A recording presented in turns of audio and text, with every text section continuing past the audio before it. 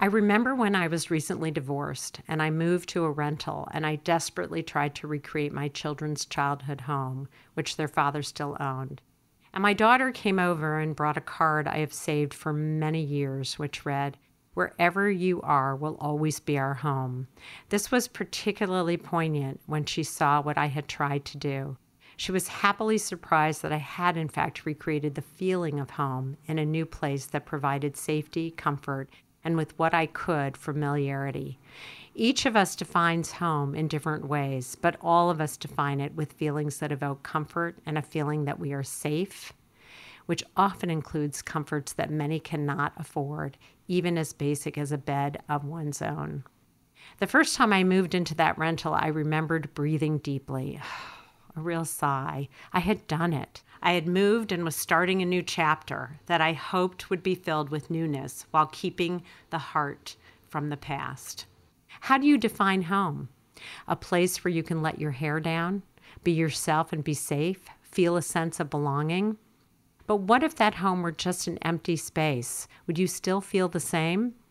What if that home didn't have your thumbprint, meaning your input on how it was decorated, where you could truly find peace, knowing that this sacred space was part of your caring community? It's not the decorating and furniture per se, but what items that were chosen based on your preferences that made you feel you matter and are visible to both yourself and everyone who visits you.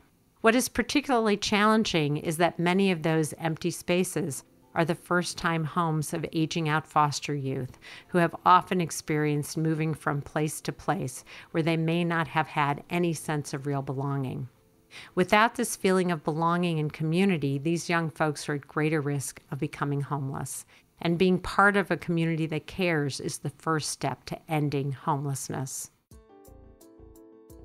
Welcome to Small and Gutsy, our podcast featuring nonprofits and social impact organizations under $10 million. My name is Dr. Laura Witkoff, and I'm excited and proud to be your host. We hope you'll love the stories as much as we do, and perhaps you will find needed services, a job, volunteer, invest in, or donate. And for all of you followers, Small and Gutsy has just been granted nonprofit 501c3 status.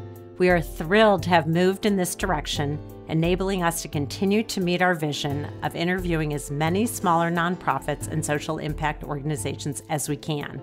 So please pass along any valuable information you hear today to others and send me the name of any organization you'd like featured at lwitkoff@gmail.com. That's 2 T's and 2 F's. Our responsibility as a community is to reach out with love and share the belief that everyone matters. And our youth who have experienced the foster care system and now aging out of that system should be at the top of the list. What began as a random act of kindness has adapted into an incredible community. A sense of home, I absolutely love that name, has created more than 850 homes, helping more than 2,000 former foster youth and their children.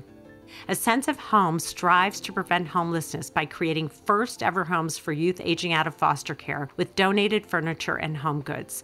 50% of those struggling with homelessness are former foster youth. The homeless crisis can only end through prevention. To share a quote from one of their recipients, "When my home is empty, I feel empty." In 2014, founders Georgie Smith and Melissa Goddard answered a call for help on social media from a foster youth who had aged out of foster care, responded by creating a first ever real home. From there, a sense of home has grown into a community of its own with staff, volunteers, and dedication that reaches far and wide. My guests today are Georgie Smith, who is the CEO and has not only built an incredible team, but has actually designed an efficient home creation system where in only 90 minutes, yes, I said 90 minutes, a home environment is created by volunteers.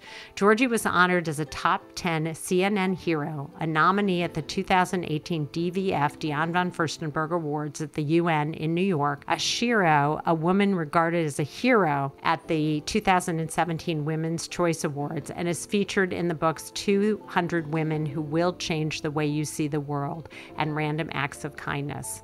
My other guest is Yolanda Elam, who is the Development and Communications Director. She brings 10 years of experience in nonprofit programs serving foster youth and in several advocacy capacities, and specializes in organizational advancement and events to increase awareness and support. As a former A Sense of Home recipient, Yolanda can personally attest to the positive impact that this organization has had on her life, which has influenced her desire to pursue a career in fundraising. Yolanda has been featured on Steve Harvey, Fox 11, KTLA, and continues to advocate on behalf of former foster youth through several incentives around Los Angeles County. Yolanda currently serves on the Department of Children and Family Services Advisory Board. I would be remiss if I didn't mention Melissa Goddard, who couldn't be here today. As mentioned before, she is the co-founder of A Sense of Home. Although her main gig is as a film producer who served on the Hollywood Women's Political Action Committee, was a founding member of Artists for a Free South Africa, and was active in the medical aid for El Salvador during that country's civil war. So let's get started. Welcome, Georgie and Yolanda. Please share with me your passion about A Sense of Home. And Georgie, since this is you co-founded this with Melissa, it really started with a call for help. So please share that incredible story. Thank you, Laura. It's great to be here. And thank you for having Yolanda. I think Melissa would agree that Yolanda's perspective is almost more important than ours. And that first random act of kindness was really someone just asked me for help on social media, and I didn't really know what I was getting myself into. And I responded by asking for my community to share hand-me-down items, beautiful, lovingly shared items. And then through that, we created a home for a young man who had aged out of foster care and was in a Section 8 apartment living on the floor with no fridge or stove or anything. And then his friends started asking me for help, thinking that what I was doing for him was an actual service. And I went looking for a service. It didn't exist. So I kept helping. And Yolanda was actually one of those friends that had also asked me for help. And then Yolanda immediately began volunteering for every home thereafter because she had such a powerful reaction to what was going on. It was very hard to keep up with physically, emotionally. And I went looking for other nonprofits that were in this space to take this on. I could see how to do it, and they had the infrastructure, but no one was really interested in moving trucks, furniture, lugging things around. That seemed so unattractive because, moving is the second most stressful thing that we go through. So they didn't really want to take that on. So I quickly registered for a 501c3, and in the interim went under the umbrella of a fiscal sponsor. That was a pilot year, really. Unwittingly, we were invited to an event and funds started coming in, and Yolanda was there. So Yolanda then became the first employee, and that was in April of 2015. And the 501c3 came in 2016, of March of 2016. So things really snowballed really quickly. And because there was nothing else like that out there, there was also not the software. So we had to build our own software because beyond the need in LA, there was a great need in all cities. So in 2018, we began to build our software, and we're in the beta testing phase now, and we're advancing our software, which will then enable us to replicate, and we should be opening in New York. That's incredibly exciting. And I have to say, Georgie, although you answered just initially a call on social media, this young man how you describe it, and you thought, okay, I'm just going to do this. And then there was another Yolanda, and then there was another call. You couldn't turn your back. You said this has to be something. Well, I think that what happens to us when we see something was an injustice, right? And it didn't happen to me just because of who I happened to be born to, right?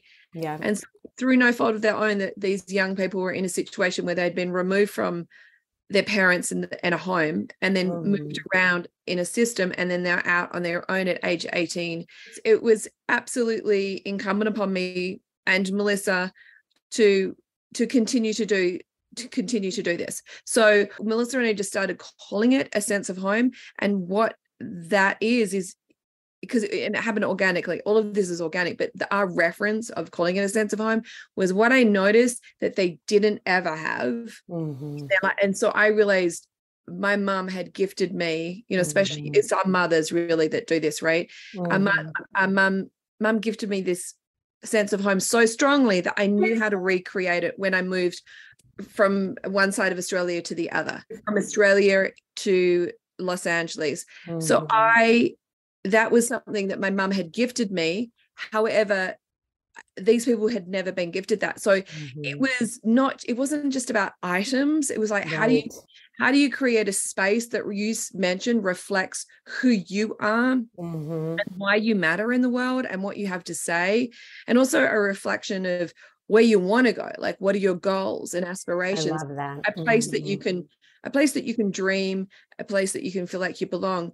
Environmental psychology does focus on this, but in our quest and hunger for happiness Mhm. and a Mhm. balanced life, we're really not talking about home other than like home decor shows, which really doesn't get to the psychology of how deeply it is the Mhm. launch pad from it's how we show up in the world. It's whether we success or we're successful or whether we fail in anything. I don't mean just in a career, but how we show up in relationships, how we show up Mhm. as a neighbor. Are we kind to the person we just bought groceries for? Do we feel safe and secure, and do we have a place of our own that we can go to rejuvenate? So I think it's a really fascinating and underexplored area. And this, I was responding to a need, but also Mhm. how we respond to that need is Mhm. extremely important. There is we create a safe space for the youth to be seen and heard, but also for the community to show up, Mhm. to reveal Mhm. who they are, to reveal their Mhm. humanity, to reveal their goodness and kindness, Yeah. and to make sure that the love of strangers is shared in an organic and authentic way. So, Yolanda, I want to hand it off to you for a minute because not only were you an early recipient, but you have continued to support and give back. And so I'd love to hear your thoughts and story. And then I want to go into, so how does this work? I came in contact with a sense of home through that first recipient. I was really in need of items. I had like a little studio apartment and I didn't have anything. And so the day they came out, it was like, I don't know, maybe like 10, 12 people came into my little space and started moving items in, setting everything up. And what I always like to say, it was less about the what and more about the how. I think so often a lot of foster youth felt very not seen, invisible. And this was Yeah. a group of people coming in and making you feel like you mattered, right? Mhm. And then Mhm. giving items that are now your own, which very likely you've never had, and I never had, and making you Yeah. feel a sense of dignity and worth. And for everyone to kind of just come and see you, it was such a special moment. And that's really what the home creation is about. It's a celebration of this individual who has overcome so many odds and is now celebrating them into their next chapter of life, which impacted me so deeply to keep moving to volunteer, over and over and over again, because I saw just how magical that moment was. And, there's so Mhm. many studies that show that one person could change the trajectory of someone's life. Now imagine 12 Yes. people coming in and making you feel seen and heard Mhm. and special. Imagine what that could do to someone's life journey. And, I was just Mhm. looking back at an email that I emailed Georgie literally, I think a few days after my home creation. And I couldn't even believe what I said. I said, thank you so much. I no longer feel ashamed to have people in my space. I had to have gotten that feeling because I wrote the intro. We didn't talk about it. And one of the things that came to mind was not only visible for yourself, but to others who come visit you. So the fact that you brought up the concept of shame, and I want to highlight, you used the word celebration. And I absolutely love that because and Georgia, you said this before about maybe it's our mothers or our parents or our caregivers, or whoever, who help us launch us into the next space, right? Into the next phase of our life. And when we don't have that, not only is it the financial resources, but it's the actual celebratory piece of this is where you get to, from where you get to launch into whatever you choose to do. And that's incredibly powerful as you describe it.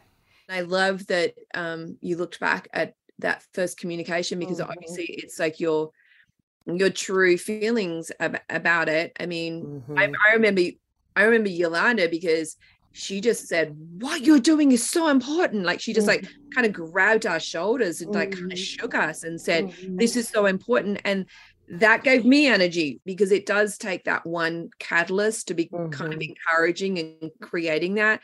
And what it is a loop of positive energy and positive reinforcement. We need to show up, I feel, with authenticity, come from a very heartfelt space, because if we don't, the foster youth are going to feel it, because they've seen everything. Of course. And if you're not sincere, and don't condescend to them, like if you just want to be there and be present and to honor them and to celebrate them. And so we are very big in the how, and to create a space where they do feel seen and heard, and that positive energy, because it's still in your apartment. Yolanda's actually now moving in the next week into a dream type of apartment. We're so excited about that. And now we need to have another home celebration. Yes, absolutely. Unfortunately, my experience and kind of what I went through aging out of the foster care system is not an isolated situation. This is something that is very common. You hear about, foster youth aging out, not having resources, falling into homelessness, and then from there on after this cycle, right? And so part of what we do here at A Sense of Home, and really what I think touches a life, is providing a home creation. It's that part, of that middle journey step that you could come in and really make a difference in someone's life. And so it has been a family for me and a community for me. It shined a light on people that saying like, hey, like we want to help. We want to, give back. We want to be helpful, to have them be a part of this process, and everything that we're doing here is invaluable. It's just invaluable. Well, there's such a tangible component to it, and there's also an incredibly intangible component to it.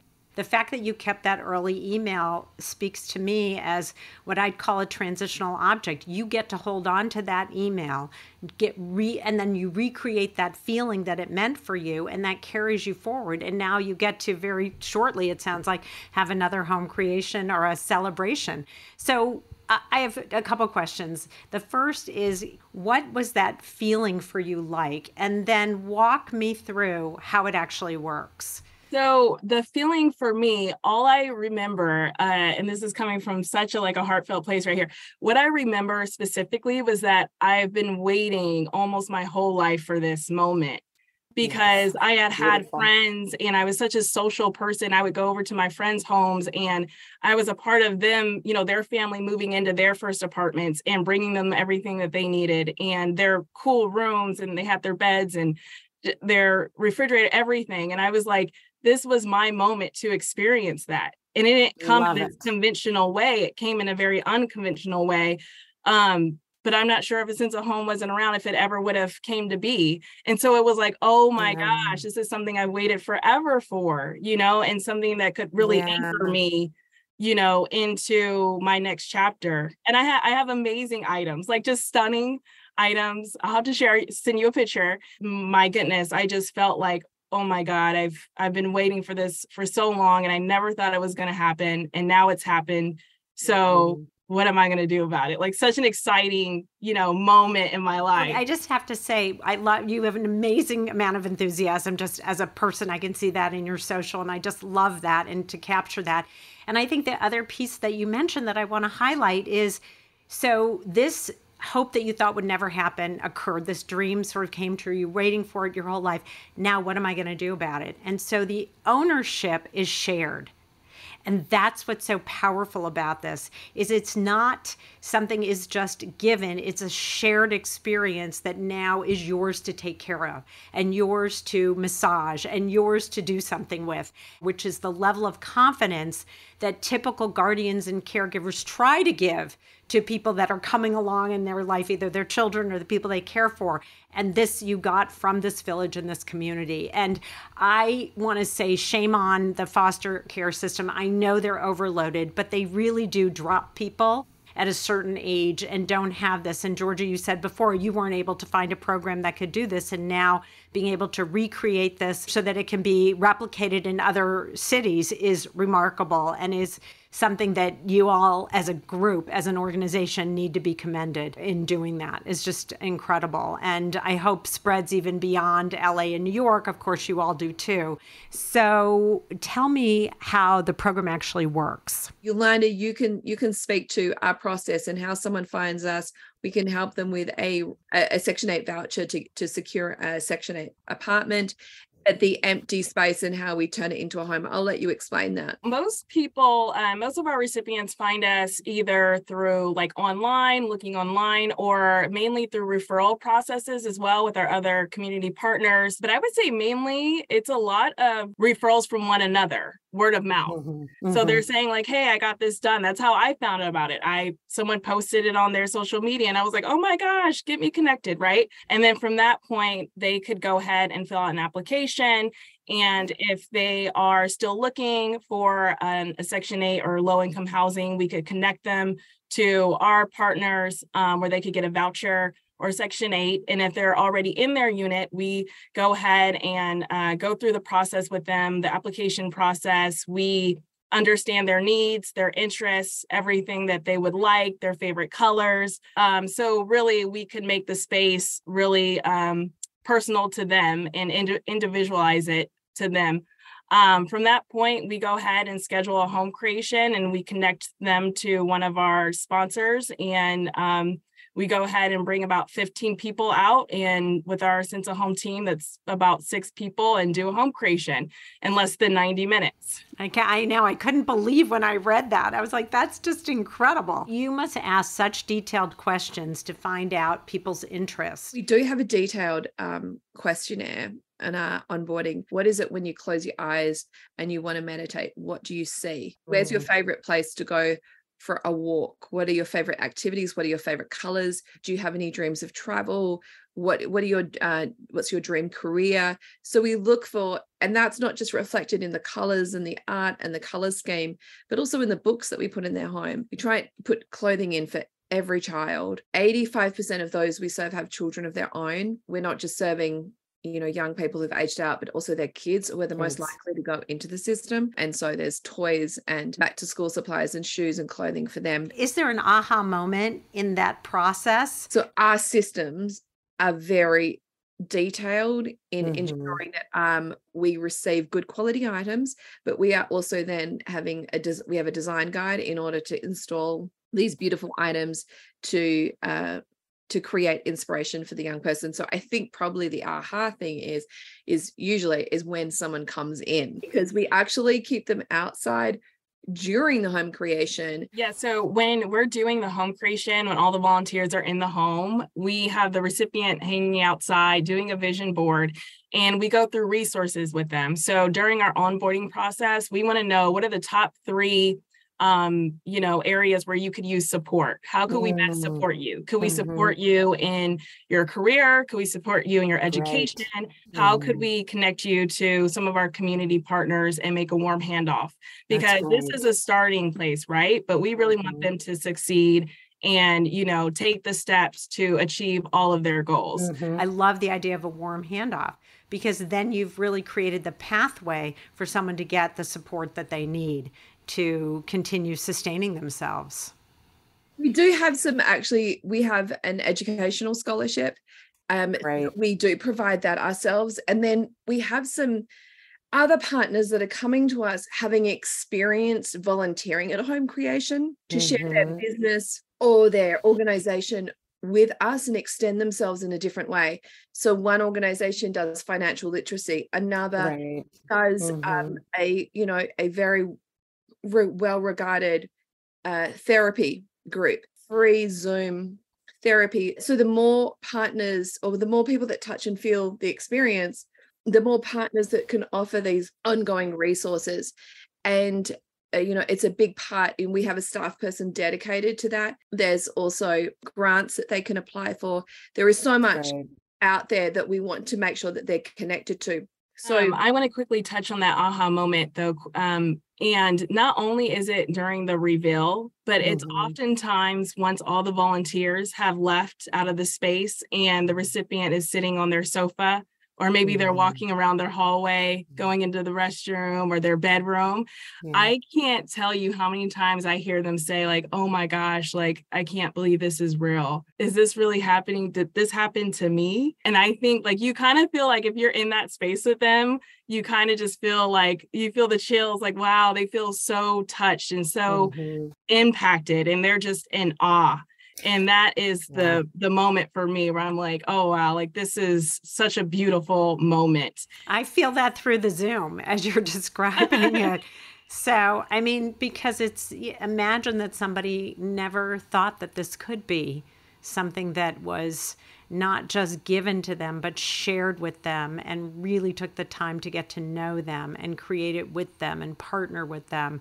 It's just, it's an incredible moving moment. Absolutely. And part of what we do a kind of end of our home creation, what we call a ceremony. And we have something called the A Sense of Home Love Jar. And during this time, everyone writes little notes of well wishes, kind regards, welcoming them home into their space. And we put it in a cute like mason jar and hand it over to them. And then that way they have 15 notes, of all the, folks and volunteers that were involved in this process and creating their home that they could look back to that, oftentimes they absolutely love. In addition to that, our name tags are hearts, little wooden heart. At the end of the home creation, we gather all the volunteers' heart name tags and we hand it over to the recipient for them to keep. As well as we take their heart back to our headquarters and we have them all hung in our corridor of all of the different, recipients we created homes for. So just a little added touch, all of this is really just about spreading more love. We want them to really feel that the next day when they walk into the world, they feel this sense of just confidence and ownership in themselves and really confident in all that they have achieved, I just love what you've done. It's remarkable. I know Georgie has invited me to a celebration. As soon as I am fully able, I am there. I want to do one. I want to experience that. I feel like I got a little taste of it through this interview, but I'm going to go participate because I happen to be in the LA area. If I ever move to New York, I may have to do it there or any other city where you are. But I also want to talk about a little bit of your growth because I do know that you are getting a new executive director. So I don't know if you want to introduce her on the podcast. I actually know her, so I'm really excited for you all. And then also you have an incredible gala coming up in October. So I'd love for you to talk about both of those things. So your new executive director comes from Safe Place for Youth, where we've had students and I've actually done some workshops there. And it's Rachel Stitch. So talk about her a little bit. I'm super excited. Yeah, so Rachel comes to us at a time of growth, as you pointed out. And the growth is that as founder and CEO, I'm moving into headquarters so that we can open up chapters in the different regions. So yes, it goes beyond New York. We're looking to go to Australia and Europe and numerous cities throughout the US.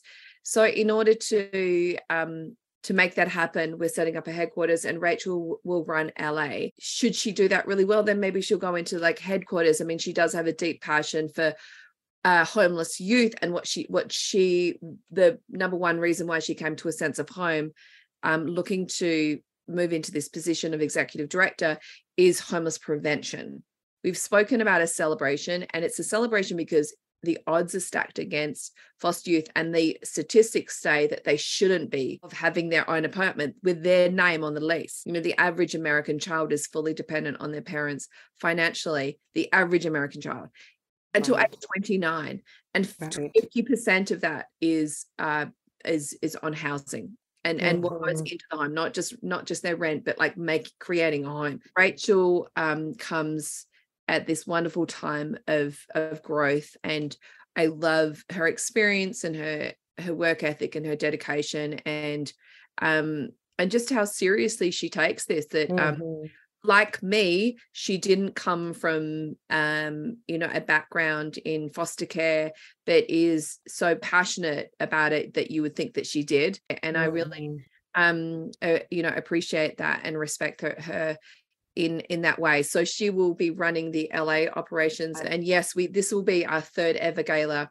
on October 21st at the home of Ambassador Nicole Avant and husband Ted Sarandos. And all of the furniture that people sit on is all donated furniture, and it's going into homes. So all attendees understand all that's going into homes, and same with the gift bags, like that's also going to the youth. And so we really want them to understand the quality and care that goes into the work that we do. The funds raised will be going into LA, but also into the headquarters, and we'll be announcing a capital campaign because of this growth. We do need to have our own building and a larger building. We love where we are in Hawthorne, but we need to be able to accept more donations. So donations come in and they go out really quickly. That's great. But when those bulk type of donations come in, sometimes we can't accept them because of lack of space. The good news is that there is great access to be donated. Also, I think that it's probably abundantly clear, but it's like people are desperate to volunteer. Much of our operations in our warehouse is volunteer run. How many volunteers do you have, if you had to estimate? It's over like 24,000 that have participated. They're baking for all the staff, hand making toys and bags. Before we go to our quick and gutsy questions at the end of the podcast, I want to get to how in the world did you get it down to a science of 90 minutes? I have to ask that question. If you let it go longer, people start to get a little frustrated. We have every room is there's a color for the room. And so every item for the room is color coded. There's finite items going into each room and how it's, and so if you allow someone to get really, no, let's move the sofa over here. No, this way, this way, this way, this way, this way. They lose their heart. And so like that, you don't want that frustration in the home. It becomes also it's a physical and emotional high. And so that they get that best possible shared experience, immersive experience as possible. It needs to be in less than 90 minutes. It shouldn't go any longer than that. Was that from the beginning, that 90 minutes, or was that another iteration of we started this and then? So what happened was I used to, so, it was a random act of kindness, and I would just post on social media, who wants to come on this date? Suddenly we were having too many volunteers. It evolved how much we needed to keep organized in terms of like, this is the set number. And then it became so popular that we have home sponsorship. So someone's team gets to sponsor the home. So whether it's family, friends, whether it's a group of students, whether it's a work group, someone might celebrate their birthday by doing it. People are sponsoring a home. Sometimes they'll come in their lunch breaks.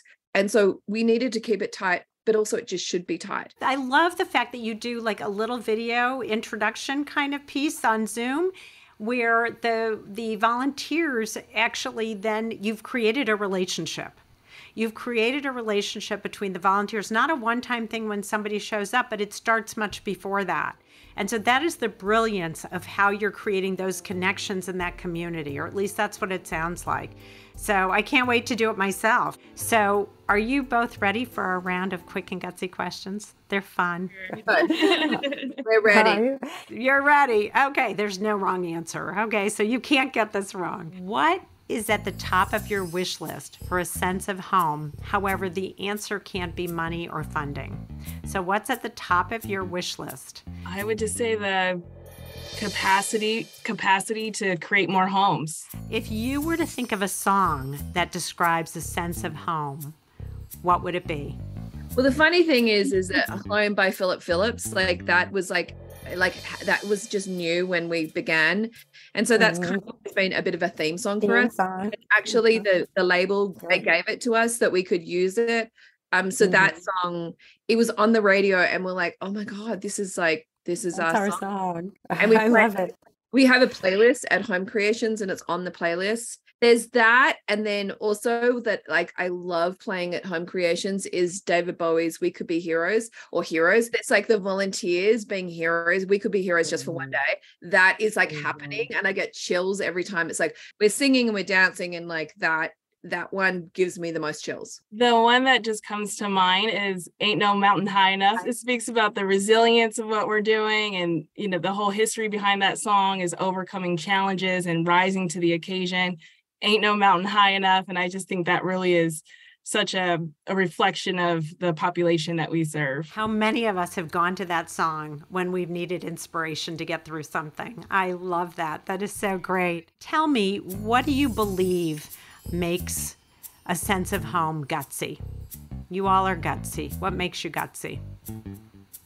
I think it's our heart. I think that's the most important thing of everyone that we employ and that we want around us. Their sincerity. Spreading light in a world full of, sometimes not so much light, spreading light and representing light and being the light and hopefully sharing that with others. I think that's it. There's so much positivity in how you both talk about a sense of home that it's just, it can't help but spread. It can't help but, I'm getting off this podcast going, God, I feel good. I wonder why. there's science behind that. And it's so true. So yeah, it makes you gutsy. You're willing to spread that light and you're willing to have heart. I think it's beautiful. What is something that outsiders or maybe even a few insiders don't know about a sense of home? I will say that the kind of initial thought that comes to me is that, a lot of like our volunteers or just people that come to us to get involved are really unaware of the kind of foster youth story and that there is a social problem out there. So a lot of what we're doing is shining awareness and educating. I think I just like the details, like the level of details and the thought that goes behind every single thing. If you could get one celebrity or influencer to talk about a sense of home, who might that be? Like, actually, I do have someone. This is like really strange to even think this way, but mine would be Oprah. Hey, I think Oprah should do a home, right? Let her do a celebration with you. I would love a home creation. She would. And she doesn't live that far away. So I think you should get her. And Beyonce. She's superhuman. She's a woman who has achieved and built and created and was a visionary. And I love that no one's been trying to tear her down. Yeah, that's actually, hadn't thought about that. I would love to do one for Australia, which would be Caroline Kennedy Schlossberg. There's a relative on our board. Oh, that's great. So see, you've gotten in already. Okay, that's great. I love it. So before we end the podcast, tell my listeners, how can they reach you again? The website is great. So asenseofhome.org. So one word, asenseofhome.org. And that is through, you can buy tickets to the gala on the homepage. You can sponsor a home. You can donate furniture. You can donate funds. You can volunteer. Yeah, exactly. Jinx. I love it. I couldn't help it. I was like, don't forget, people have to volunteer. I love it. There's so many things to do. So yes, and volunteer and participate and also connect us with brands that, might, like we need cribs, toddler beds and cribs desperately. And the gala is October 21st? Yep. Great. So everyone should buy their tickets and everyone should volunteer and everyone should come and volunteer for a celebration. So I just want to take a moment and thank you both for your enthusiasm, your heart, your gift to the world, because I do hope this gets replicated in so many places. And I really believe that this will maybe not fully end homelessness, but it will put a deep dent into it. And so that's my wish. And the more we can replicate and become a village and become a collective society who cares enough to listen and support, because it makes our society stronger when we do. That I really want to thank you for spending time with me today on Small and Gutsy. Thank you so much. Thank you. It was great chatting with you, and we'll look forward to seeing you soon, Laura, at a home creation. All of the Small and Gutsy episodes can be found on the Intrinsic Group website, which has a Small and Gutsy page. The opinions and viewpoints expressed by our guests are independent and do not reflect the position of Small and Gutsy. Of course, we can't take responsibility outside of our own vetting of the organizations we interview, so before you sign on to support or work for them, we encourage you to do your own due diligence and research them as well. We just want you to learn about the Small and Gutsy nonprofit and social impact organizational sector so they can spread their story and their impactful work. I want to thank my partners in this endeavor, the Intrinsic Group, my brilliant sound engineer and composer, Pavel Franson, my very talented graphic designer, Nate Addy. Please check out their bios on the Intrinsic website. My incredible board of directors, Tracy Brown, John Gatto, Lucy Mello, Serena Rajabian, who believed in me and this project enough so to sign on to support this effort, and all of the folks, friends, and family who have guided and inspired me. A very special thank you to my biggest champion, #1 fan, and best friend, without whom none of this would be possible. Thanks, Mark Witkoff. Thanks for being there. And thank you for listening. If you like this podcast, please share it with your friends, give us some stars, and write a review on wherever you listen to podcasts. From small and gutsy to big with impact, I'm Laura Witkoff. Thanks for listening.